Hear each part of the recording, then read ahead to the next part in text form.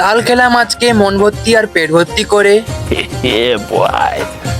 বাঁশটা বয়ে নিয়ে যাচ্ছি কাকাদের সাথে, আর এই বাঁশটা আমরা কি করব তোমরা দেখতেই পাবে। এই বাঁশটা দিয়ে আমরা এখন উপরে উঠবো তাল গাছে।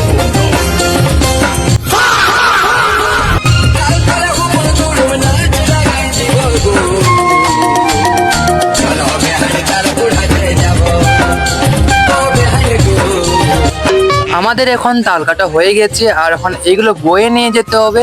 আর গাইস কাটো খাও, মানে এত তাল পেরেছি না। আর তোমরা গাইস তাল খেয়েছো কিনা? আমরা তো এই সিজনে প্রচুর তাল খাবো, এখন তাল প্রচুর ধরেছে। আর তোমাদের যদি তাল না পাও তাহলে চলে আসছো আমাদের গ্রামে। আমাদের গ্রামে প্রচুর প্রচুর পরিমাণে তাল গাছ।